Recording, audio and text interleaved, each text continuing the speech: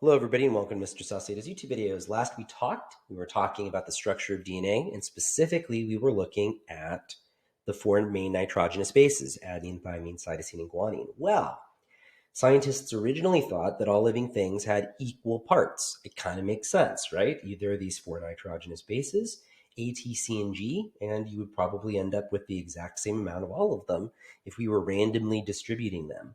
So Erwin Chargaff in 1950 decided to test this, right? And so here's his glamour shot from the 1950s. He looks like James Bond for some reason.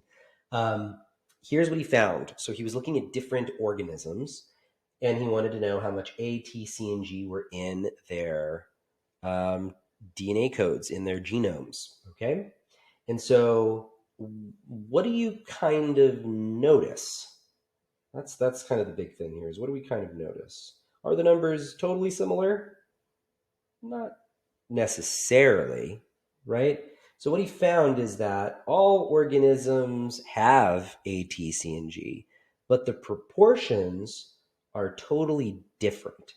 Like we have way more A and T. So we have, again, Homo sapiens are humans. We have way more A and T than this fly does, or this plant does. And so he also figured out, though, that the percentages are very interesting. So what do we notice about the percentages of A, T, C, and G here? He noticed that the amount of A and T is almost always exactly the same, and the amount of C and G is almost exactly the same. And so that led him to think that if A has to equal T and C has to equal G, and that's called Chargaff's rule, by the way, that there must be a connection between A and T and between C and G. And again, he had no idea why this was true, though, but it's Chargaff's rule. Adenine has to equal thymine, guanine has to equal cytosine. Okay, again, we're passing the baton on to another series of experiments and another scientist as a result of that. All right, so let's look at Chargaff's rule. Does the following strand of DNA obey Chargaff's rule?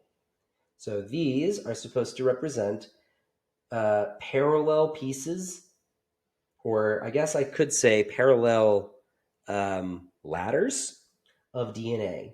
So whatever's right across from it is supposed to be paired up. And so does this follow Chargaff's rule?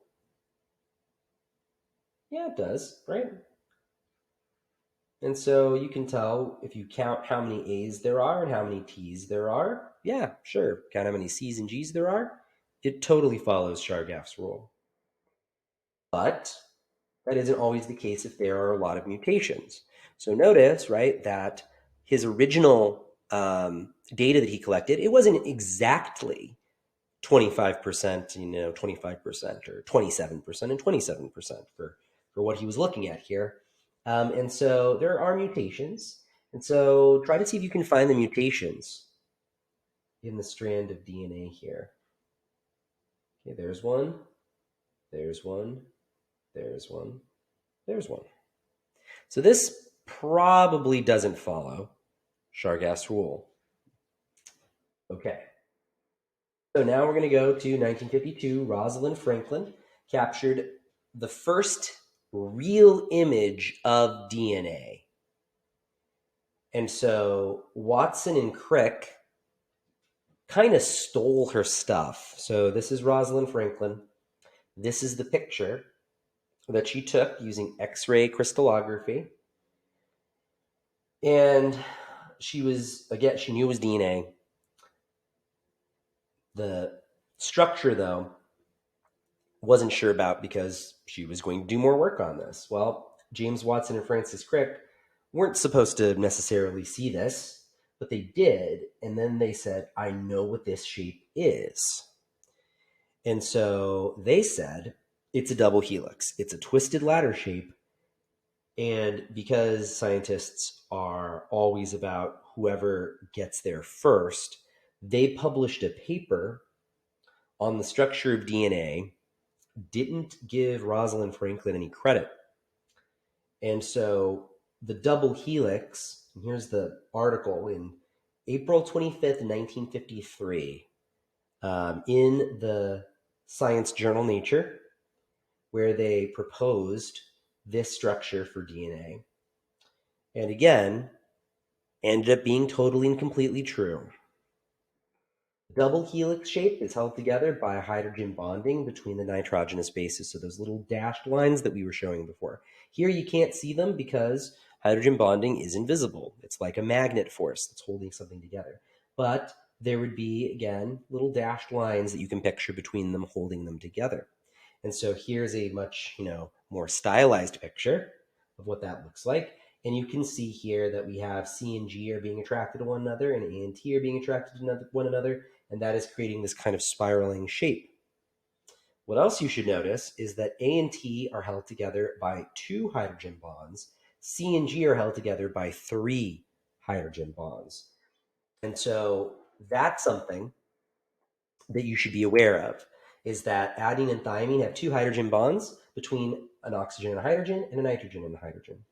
C and G have 3 between 2 oxygen and hydrogens, and then a nitrogen and a hydrogen. That means that C and G is more stable than A and T.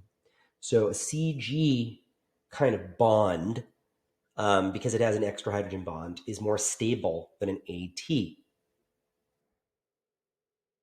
Now, this complementary fit, is what we like to call it, explains Chargaff's rule, why A and T pair together and C and G pair together. We call that base pairing, and base pairing explains Chargaff's rule completely. So again, based on the structure, C and G fit together perfectly because they're able to form 3 hydrogen bonds that way, whereas A and T form 2. If you were to try to pair up T and G, or A and C or something like that, the hydrogen bonding doesn't actually happen appropriately and properly, and you start to get deformities in the DNA structure itself.